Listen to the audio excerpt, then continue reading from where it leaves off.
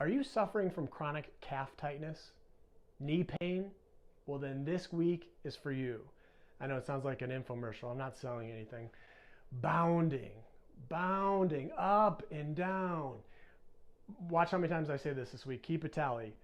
Running is about moving forward. I'm going to burn that in your brain. You're going to think about that all the time. Running is about moving forward, not up and down. What causes us to move up and down? Your quadriceps, your calf muscles. Those are what are very active when we're jumping up. We're not jumping with running. We're trying to glide forward.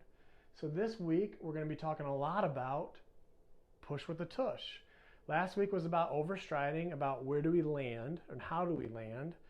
This is going to be about how do we propel our body forward. Bounding resume.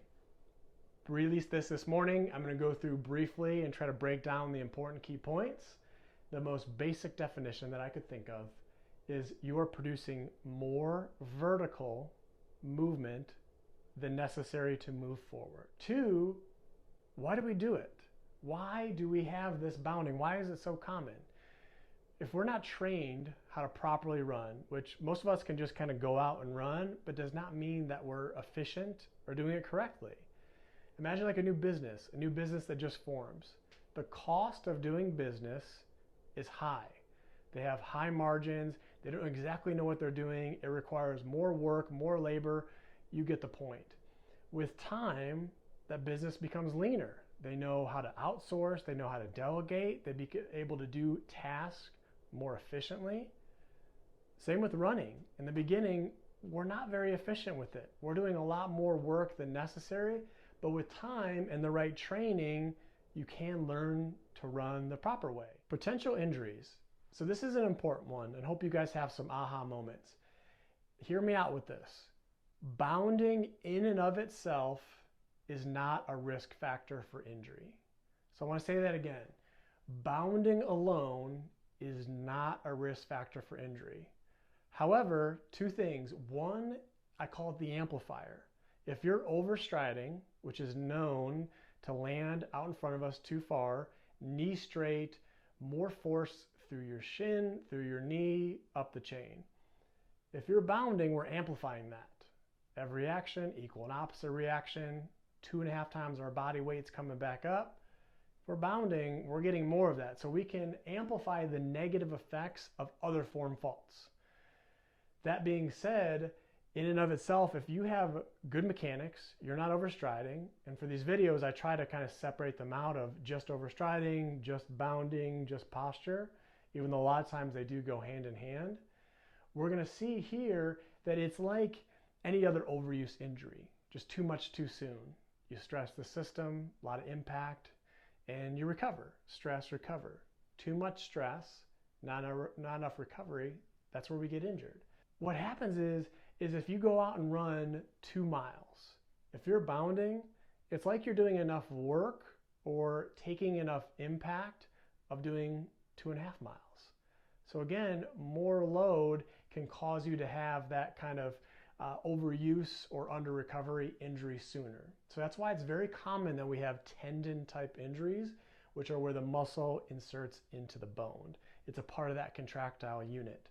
Not to be confused with ligaments, which go from bone to bone. They're like duct tape. They help to keep us together. Tendons are an extension of the muscle. How do you know that you're guilty? Here's some basic stuff. Low cadence, and this isn't always the case. I had some good questions about this. Low step rate being 160, 155, even a lot lower than that. If you're spending more time in the air, if you're airborne, that's less time for you to get those steps. So commonly, not always, but the lower step rate is associated with they're just spending way too much time going up and down. I mentioned before, chronically tight calves. Your calves, if you run, let's say a mile, and that's around 1,700 steps, 850 steps per leg, that could be 850 times that your calf muscle is working to propel you upwards instead of forward. Try to do 800 reps of your calves right now. What's going to happen? They're going to get tight. They're going to hurt. Feeling like you are working hard but not moving fast. I see this all the time, especially if you're driving down the road. I love how many more people are outside running these days, and that's why I made this page, to make you guys more efficient and safer. But you'll see someone that is just like going crazy, but they're not really moving fast. It's like they're doing so much work, but for what? To know if you're doing this, one, some of the fancy watches out there have the vertical oscillation on there, or the vertical displacement. They show normal is about 5 to 7 centimeters. But what you can do is, if you're on the treadmill, you could look at something in the distance on the wall that's not moving. And if you see it like really going up and down, chances are that you're bobbing or you're bounding. Outside, looking at a stop sign in the distance, if you're noticing that those letters are going up and down. Remember the L2R SOP, there's 2 views. This is the only week that we're going to be using the far away, the 12-step view. And the reason for that is, when I show you how to measure this out, there's going to be 2 ways, one far away, one close. We're going to look to see this pattern of this up and down. So this is another, hopefully, aha moment. If you're working harder and not going as far or as fast, here could be an idea. Over time, your stride length is decreasing because you're spending more time in the air, less push off. So you're doing more work and you're not going as fast. Look at the closer view in slow motion for the incorrect.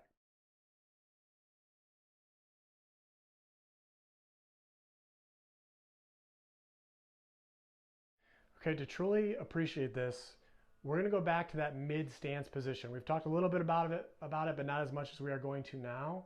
Mid stance is where you're balanced on one leg. Both thighs are parallel and both arms are parallel. And the most important is, I'm at my lowest point. What we're going to see is, I'm going to have a line and blurring it out. You're going to see from my lowest point to my highest point, that vertical displacement, that change in height, is what we mean by bounding.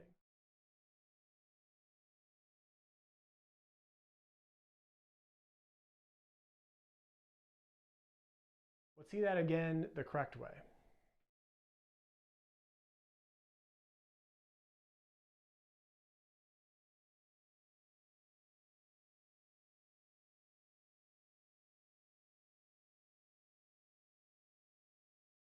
Okay, so hopefully first aha moment here. Imagine that I have a ball, and there's my girl Lola, and I'm trying to make her happy. I'm trying to wear her out. I'm trying to throw this ball as far forward as I can. So what am I going to want to do? Do I want to push or lift? Find out.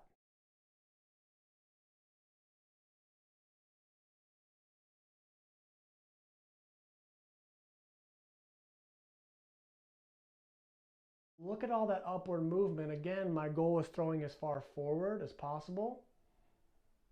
Whereas push with a tush is your glute max to propel you forward. Here, me moving the ball, pushing the ball forward, push with the pecs. Your pectoralis major is what you're going to push with.